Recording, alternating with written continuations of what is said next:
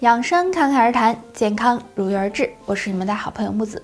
生姜是很常见的一种食物，我们常见的做法也都是与菜一起炒，或者是拿来煮水喝。那你有没有试过吃醋泡生姜呢？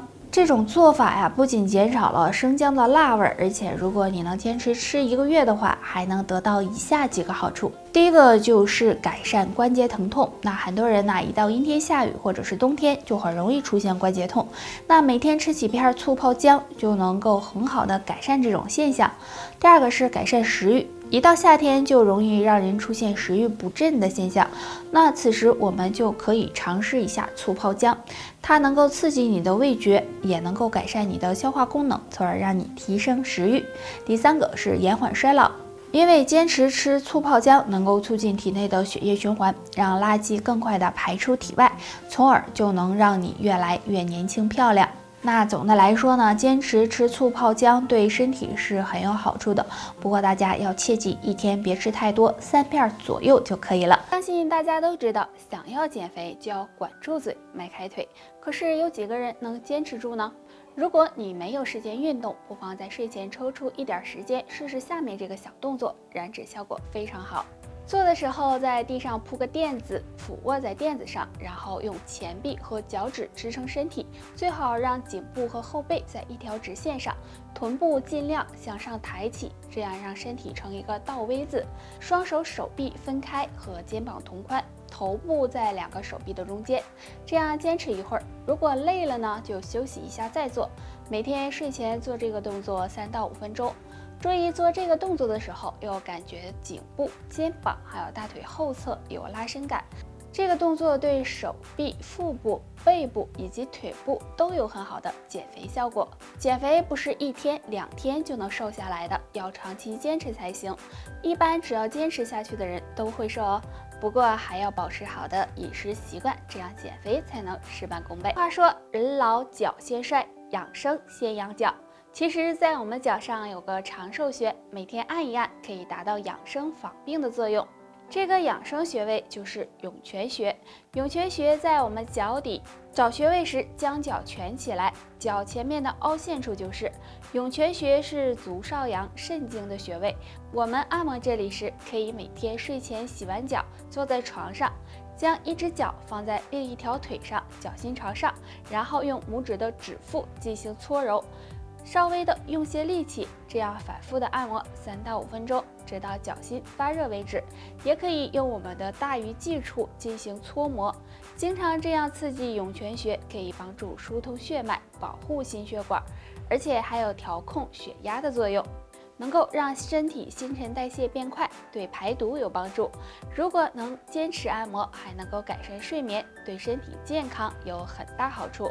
这个方法特别适合中老年朋友养生用，大家不妨试一试。泡脚是一种很好的养生方式，如果每天睡觉前都能坚持用热水泡泡脚，能够促进血液循环，缓解疲劳，还能够提高睡眠质量，调节内分泌，对身体可以说好处多多。但是泡脚也是有讲究的，下面的这3个误区要避免。误区1：泡脚时间长。很多人认为泡脚时间越长，养生效果越好。其实这种想法是错误的，因为泡脚时间长了，容易使双脚局部血液循环长时间的过快，对心血管健康不利。所以建议大家泡脚时间最好控制在15到20分钟内。误区2：吃完饭马上泡脚。很多人晚饭吃得比较晚，所以喜欢在吃完饭泡脚。如果吃完饭马上泡脚，会影响胃部血液的供给，很容易引起消化不良、腹胀等问题，对肠胃健康不利。所以建议大家饭后半小时以后再泡脚比较好。误区3：泡脚水温过高。很多人泡脚时不注意水温，认为水温越高越舒服。如果这样，很容易烫伤脚部皮肤，使血管过度扩张，对健康也不利。所以大家泡脚时水温最好控制在50度以下。泡脚并不是随便泡的，如果方法不对，泡了也等于白泡，而且还会给身体造成伤害。所以大家泡脚的时候要多注意，只有正确的泡脚方法才能够达到养生的效果。人到中年以后，坚持运动锻炼对身体是非常有好处的。但是很多人会有疑问，为什么我每天锻炼，体质还是很弱，病也没有少呢？首先，可能是你运动的不合理。合理的运动包括运动的时间、运动的方式。很多人选择了不适合自己的运动，运动时间也没有合理的安排。运动时间并不是越长越好，要根据自身的条件适当的增加。每天最好进行至少半小时以上的有氧运动，比如慢跑、游泳、快走、自行车等，每周5次以上才会有效果。那除了这个，还有一件事比运动还重要，大家可能没有注意。这件事就是补充营养。很多人只是单纯的运动，没有注意通过食物补充营养。如果营养不充足，很容易造成身体营养不良。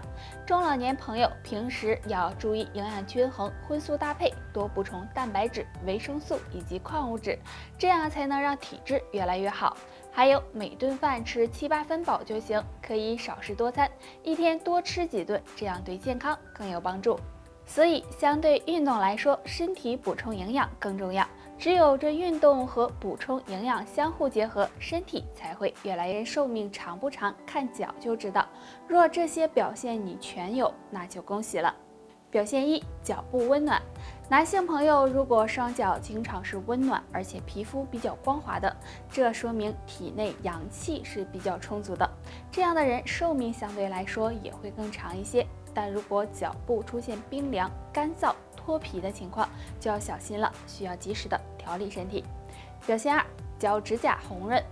指甲和人的身体健康也有很大关系，如果身体出现问题，那么也很容易影响到指甲。